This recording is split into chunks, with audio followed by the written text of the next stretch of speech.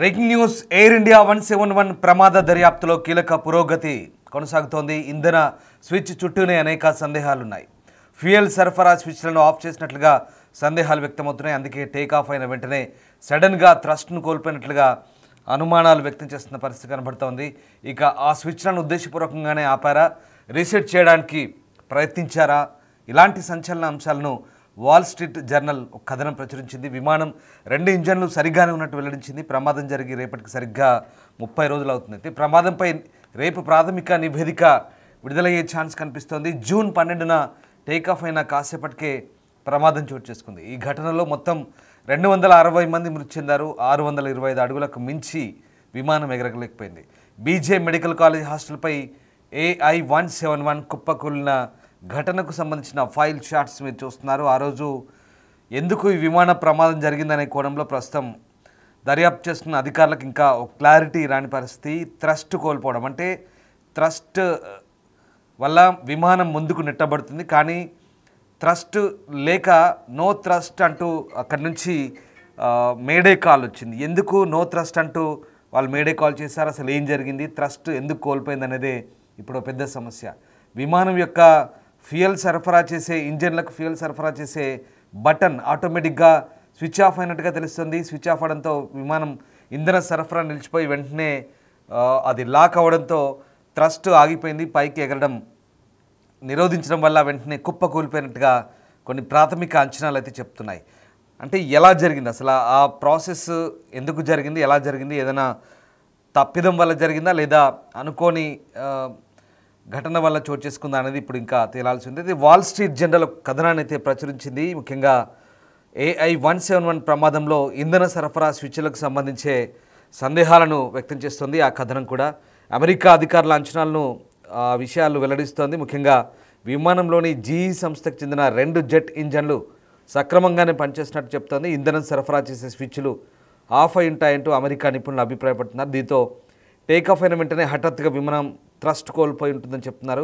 సాధారణంగా విమానం ఇంజన్లను స్టార్ట్ చేయడం లేదా షట్ డౌన్ చేయడానికి కొన్ని అత్యవసర సందర్భాల్లో రీసెట్ కోసం వాడుతుంటారు. సో విమానం గాల్లోకి ఎగిరే సమయంలో స్విచ్లు సాధారణంగానే ఉన్నట్లుగా వాల్ స్ట్రీట్ చెప్తుంది. అయితే అవి ఎలా ఆఫ్ అవుతాయనే విషయాన్ని మాత్రం నిపుణులు స్పష్టంగా చెప్పలేకపోతున్నారు. వీటిని ఉద్దేశపూర్వకంగా ఆపారా, తిరిగి ఆన్ చేయడానికి ప్రయత్నించారా, ఈ అంశాలేవి ఇంకా స్పష్టత లేవు. అయితే స్విచ్లు ఆఫ్ మాత్రం అయితే గ్యారంటీగా ర్యాట్ అంటే ర్యామ్ ఎయిర్ టర్బైన్ ఎందుకు యాక్టివేట్ అయిందో చెప్పే అవకాశం అయితే కనబడుతుంది. సో ఇటు భారత్ చెందిన ఎయిర్క్రాఫ్ట్ యాక్సిడెంట్ ఇన్వెస్టిగేషన్ బ్యూరో కూడా దీనిపై ఇన్వెస్టిగేషన్ చేస్తోంది. సో ప్రాథమిక నివేదిక త్వరలో విడుదల కావచ్చన్న అంచనాలు కూడా ఉన్నాయి.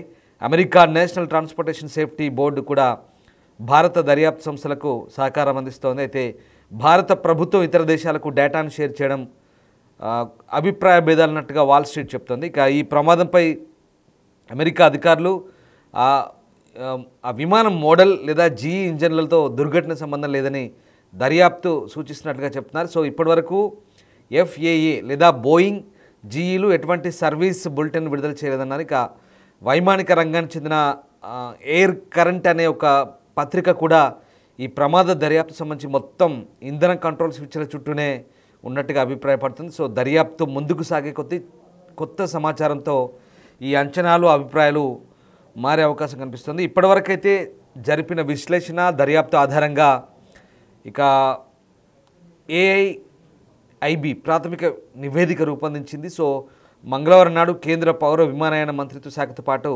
ఇతర అధికారులకు సమర్పించినట్టుగా ప్రభుత్వ ఉన్నత స్థాయి వర్గాలు చెప్తున్నాయి. సో జూన్ 12న ఈ దుర్ఘటన చోటు చేసుకోగా మరుసటి రోజే ప్రమాదంపై దర్యాప్తుకు ప్రత్యేక కమిటీ అయితే ఏర్పాటైంది. దీని నుంచి ఉన్నత స్థాయి అధికారులు అయితే దీంట్లో సభ్యులుగా ఉన్నారు. ఇక అమెరికాకు చెందిన నేషనల్ ట్రాన్స్పోర్టేషన్ సేఫ్టీ బోర్డు నిపుణులు కూడా దీంట్లో సభ్యులుగా ఉన్నారు. సో ప్రమాదానికి గురైన విమానం నుంచి సేకరించిన బ్లాక్ బాక్స్లను ల్యాబ్ పంపించారు. అందులోని డేటాను విజయవంతంగా డౌన్లోడ్ చేసి ప్రస్తుతం ప్రమాదానికి గల కారణాలు అయితే విశ్లేషిస్తున్న పరిస్థితి కనబడుతుంది. సో మొత్తం మీద విమానం థ్రస్ట్ కోల్పోయింది, అదే రకంగా విమానం సడన్గా షట్ డౌన్ అయింది, ఇంజన్లు షట్ డౌన్ అయ్యాయి. ఏంటి దీనికి సంబంధించి ప్రస్తుతం క్లారిటీ రావాల్సి ఉంది. సో ప్రస్తుతానికైతే ఎయిర్క్రాఫ్ట్ యాక్సిడెంట్ ఇన్వెస్టిగేషన్ బ్యూరో లోతైన దర్యాప్తు చేసే పరిస్థితి కనబడుతుంది. సో మంగళవారం నాడే నివేదిక ఇచ్చినట్టుగా చెప్తున్నారు గవర్నమెంట్కి. సో రేపు దీనికి సంబంధించిన ఒక నివేదిక వచ్చే అవకాశం అయితే కనిపిస్తోంది.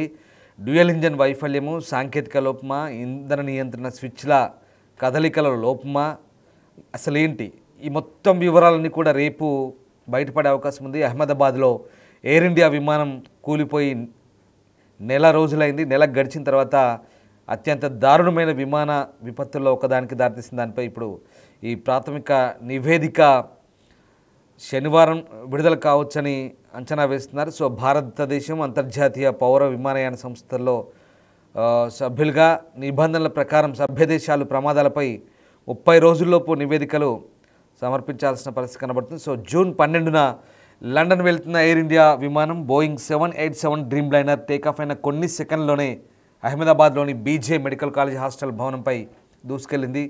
సో 241 మంది ప్రయాణికులు, సిబ్బంది, అలాగే కింద నేలపై ఉన్న 19 మందితో సహా మొత్తం 260 మంది మరణించారు.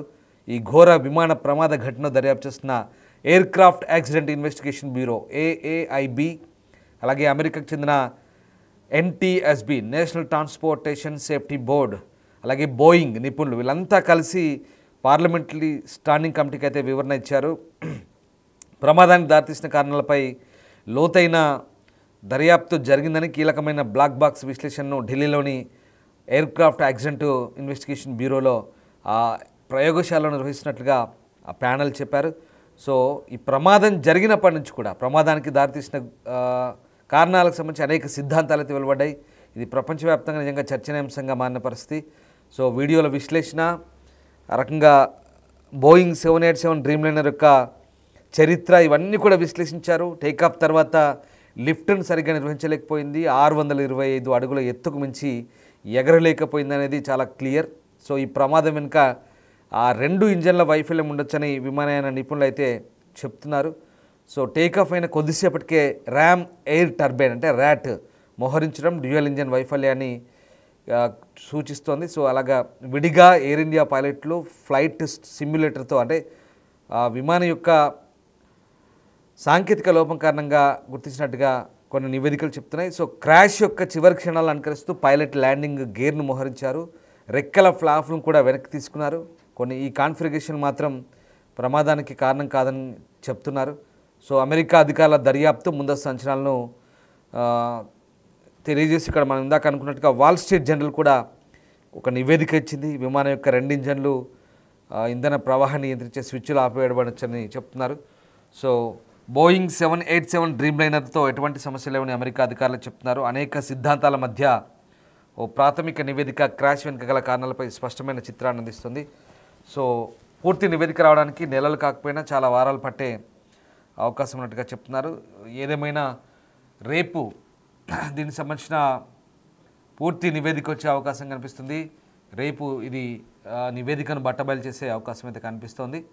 మొత్తం మీద రకరకాల కథనాలు అయితే ప్రచురితమవుతున్నాయి. విమానం కూలిపోయిన ఘటనకు సంబంధించి ప్రస్తుతానికైతే వాల్ స్ట్రీట్ జర్నల్ ఒక రకంగా చెప్తుంది, air craft accident investigation bureau AIB, అలాగే NTSB ఈ 2 అంటే అమెరికన్ సంస్థలు, భారత సంస్థ ఇవన్నీ కూడా కలిసి దర్యాప్తు చేశాయి. బోయింగ్ సంస్థ ఎలాంటి లోపాలు లేదనేది చెప్తున్నారు ప్రస్తుతానికి. కానీ ఇక్కడ వాల్ స్ట్రీట్ జర్నల్ ప్రకారం కేవలం ఇంధనం సరఫరా చేసే 2 ఇంజన్లు ఉంటాయి. ఆ 2 ఇంజన్లకు ఫ్యూయల్ సరఫరా చేసే స్విచ్ సడన్గా ఆఫ్ అయింది. దాంతో థ్రస్ట్ అంటే ముందుకు తోసే గాలిని వెనక్కి తోస్తూ విమానం ముందుకెళ్తుంది, దాన్ని థ్రస్ట్ అంటారు. సో థ్రస్ట్ ఈజ్ ఇంపార్టెంట్ విమానం ముందుకు ఎగరడానికి. ఆ థ్రస్ట్ సడన్గా షట్ డౌన్ అయింది, ఆగిపోయింది, దాంతో విమానం కుప్ప కూలిపోయింది అనేది వాదన. సో ఇదంతా ఒక రకమైనటువంటి ప్రాథమిక అంచనా మాత్రమే. సరైన కారణాలు ఇంకా మారుతుండొచ్చు, టెక్నికల్ ఆస్పెక్ట్స్లో ఇంకా చేంజెస్ రావచ్చు, ఇంకా నిపుణులు అయితే పరిశోధన చేస్తున్నారు లోతుగా. ఇదొక రీజన్ అయి ఉంటుంది అనుకుంటున్నారు. సో సడన్గా మరి ఇది రీసెట్ చేయడం వల్ల జరిగిందా లేదా ఎవరైనా ఆపేశారా, ఎందుకు జరిగిందనేది తెలియాల్సి ఉంది. రేపు దీనికి సంబంధించిన నివేదిక రాబోతుంది. అంతర్జాతీయంగా చాలామంది చాలా ఉత్కంఠగా ఎదురు చూస్తున్నారు. అసలు ఈ ప్రమాదం ఎలా జరిగిందనేది ఒక అంచనాకు వచ్చే అవకాశం ఉంది. బహుశా రేపు AI-171 బోయింగ్ డ్రీమ్ లైనర్ సంబంధించినటువంటి యాక్సిడెంట్కి సంబంధించిన పూర్తి వివరాలు రేపు వెల్లడే అవకాశం కనిపిస్తోంది.